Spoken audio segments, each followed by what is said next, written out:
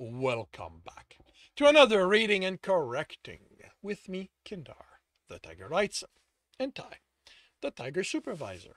These are where I read a chapter from one of my stories and correct it as I go. If you want to listen to these live, it's every Tuesday morning, 8 a.m. Eastern Time on Twitch, and if you want to support me, that is, on my Patreon. Today we are doing Chapter 16 of Once Broken. Gun.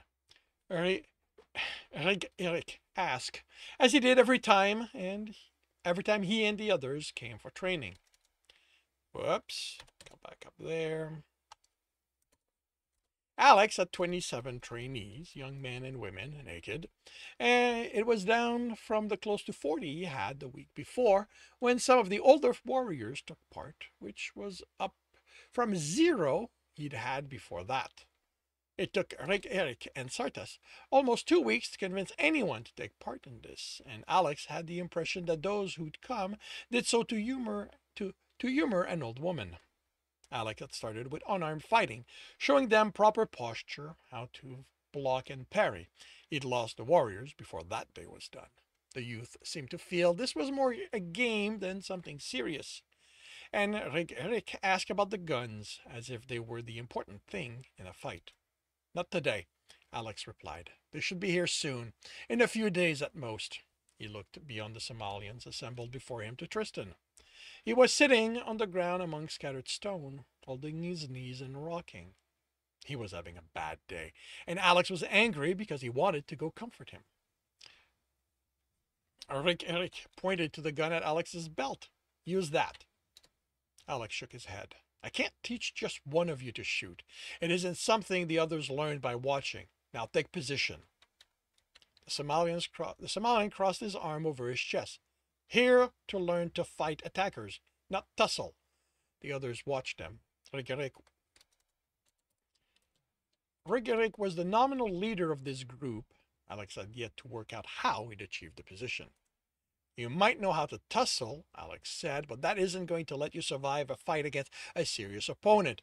A gun is also not what lets you survive a fight. Rigerik said something in Somalian that had the others laughing before turning and heading away. Alex watched them. Was this because they were kids? Or because they actually thought they could win a fight? With a sigh, he took the gun out of his holster, removed the power pack, and called to the Somalian. Rigerik turned, and Alex lobbed the gun at him. Shoot me down before I gut you. He unsheathed the knife, and as the Somalian fumbled to get a proper grip on the gun, Alex walked toward him once he was holding it close to proper. With a smirk, Rigerik raised the gun and pulled the trigger. A second and third time, his expression becoming perplexed. He turned the gun in his hand and adjusted the power setting before trying to shoot Alex again. The Somalian didn't get another try. Alex slashed and Rigerik stepped back. Alex pressed with a stab at the man's stomach. It was deflected. Alex punched Rigerik's side and he snarled. He tried to claw Alex back, but his fingers got tangled in the gun's guard. Alex used a distraction to try and open Rigerik's side, but the Somalian stepped out of the way, throwing the gun away. He came at Alex with claws out, growling. Alex dropped the knife, cut Rigerik's arm, turned and pulled. With a yelp that sounded like a surprised dog, the Somalian flew over him and landed on his back. Alex was straddling his chest, another knife in hand, laser blade by the weight, and remembered this wasn't an enemy. He pressed the deactivated knife to the Somalian's throat. You're dead, Alex said flatly. Rigerik tensed under him. Don't.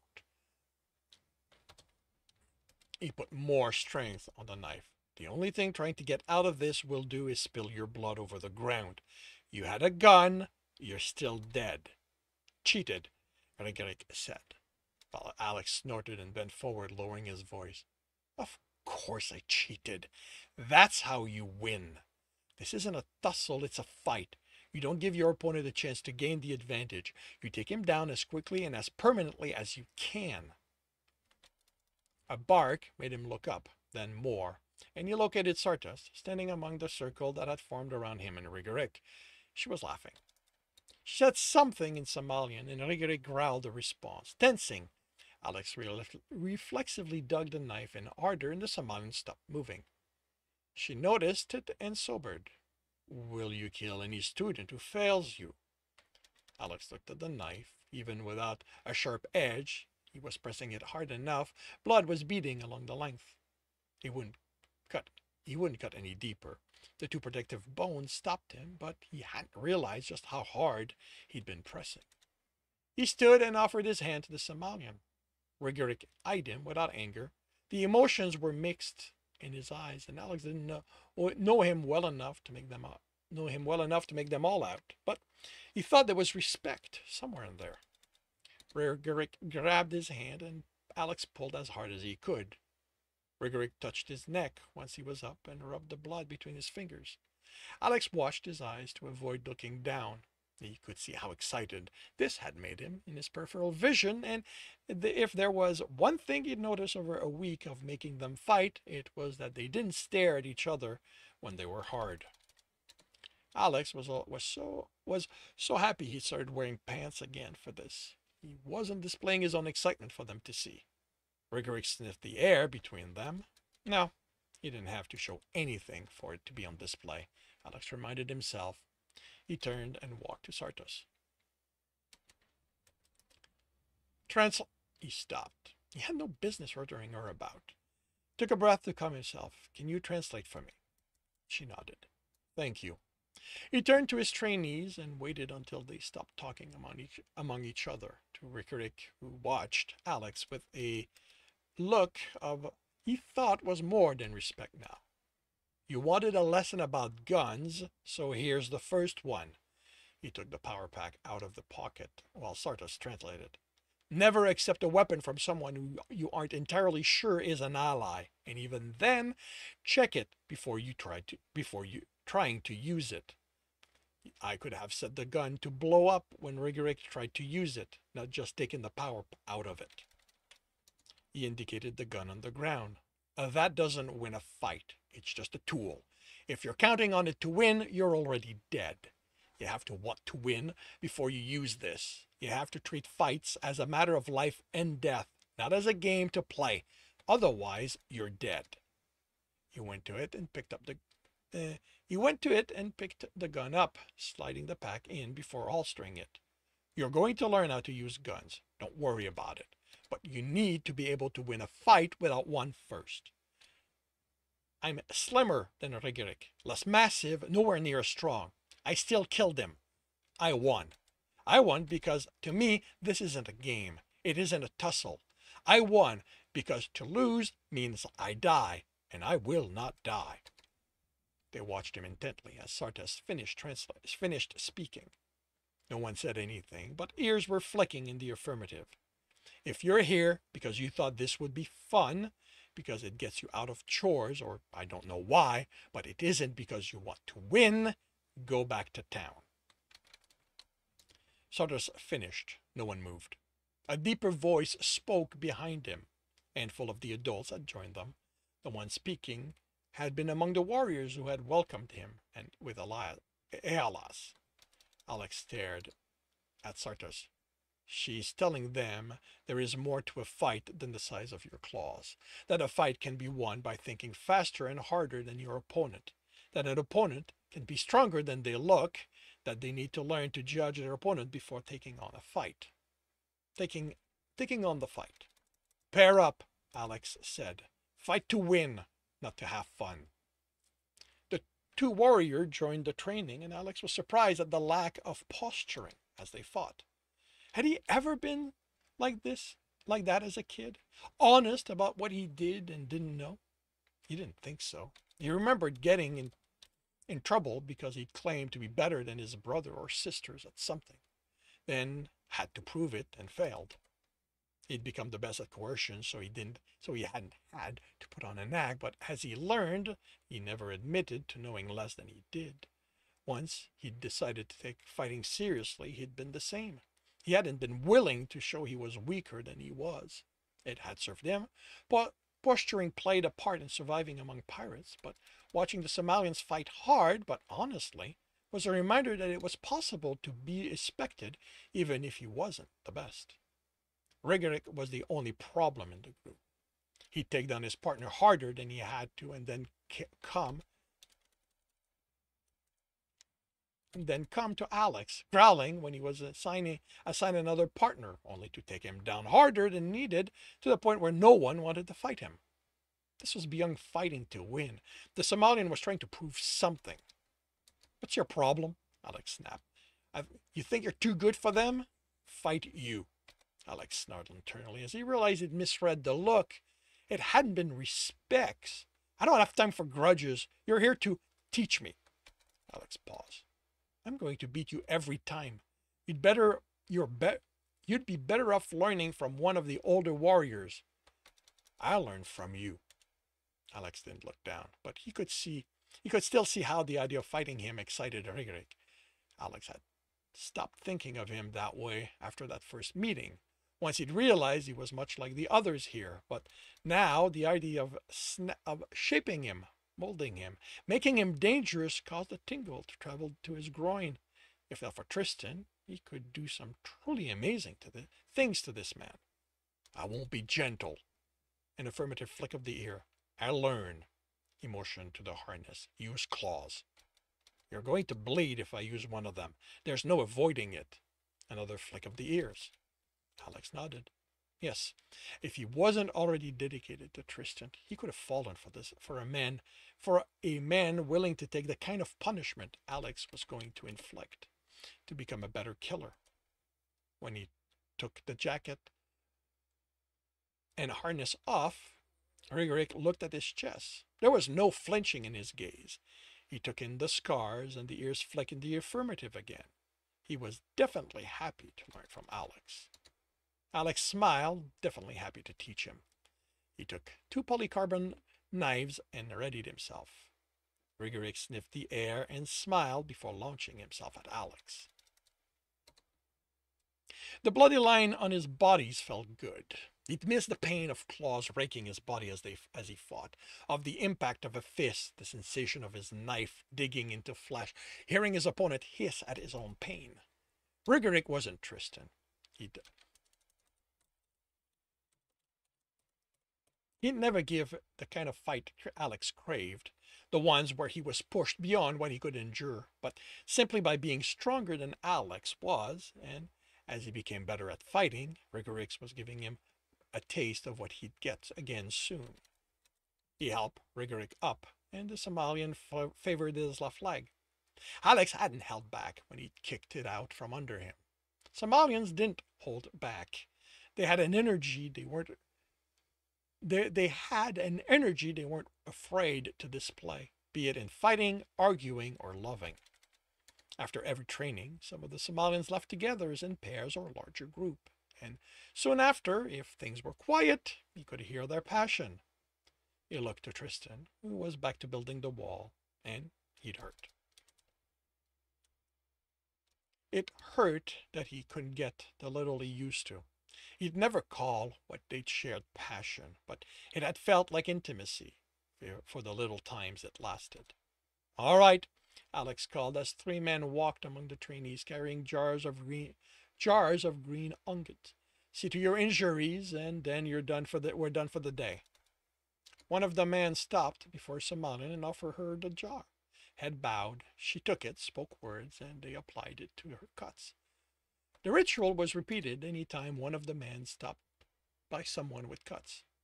A halas made the unguent in her home, and the men were acolytes, if Alex understood the house's hierarchy. A man with a jar walked by Alex and offered it to Rigerik. The ritual was repeated. On the first day, it had been offered to Alex, who hadn't known about the ritual, and Rigerik had taken it, then offered to put it on Alex's wound. Other trainees did the same with those they fought against, or friends, Alex figured. The unguent felt cool on his cuts when Rigerik applied it. The Somalian's touch was gentle, as if he felt he had to make amends for the injuries. Alex had explained he didn't have to worry about it, but Rigerik hadn't changed. 3 older Somalians joined them, 2 women, Terrell and Torel Salst, and a man, Grekri Gertrude all. Rick had introduced them the first day they came to watch as part of the town's council. They had talked with him regarding how to protect the town beyond training the youth, and now they were here to let him know who was willing to be a sentry. Alex didn't have as many as he'd like. No one saw a point in keeping watch for shuttles that might not show up for months. Those who had agreed tended to be the more solitary of the Somalians. His trainees had all volunteers, and he'd added them to the pool, but only 2 or 3 at a time, so of them could train. Every day, Rick tried to convince more of the older warriors to take part in protecting the town, but every morning he informed Alex they weren't going to do it. Alex told them to stop, but the Somalian didn't listen. When they had agreed on who would be on watch for the night, the older Somalians headed back to the town along with most of the trainees. Rick indicated the town. Come? Alex shook his head. I don't drink, I explained that. He didn't drink alcohol because he didn't trust himself not to do something utterly stupid with the Somalian as a way of coping with how much he missed Tristan. Come talk. Don't be alone. With the amount of translating he'd done over the last weeks, Rick had become better with standard. I don't mind being alone, and if I go, you're going to have to stick with me to the entire time since I don't understand anyone here. I don't mind. I do. Go be with your friends. Go enjoy your evening. Alex, you... Rick stopped as Alex heard someone shouting. A Somalian was running toward them, black fur with bright red spots, one of the daytime sentries. He pointed to the sky. Ship! He yelled. Alex looked in the direction he was pointing, and after searching, found the dot that was the incoming ship over the tree line. That would be Jacoby, Alex thought. It should be Jacoby, he corrected. What if it wasn't?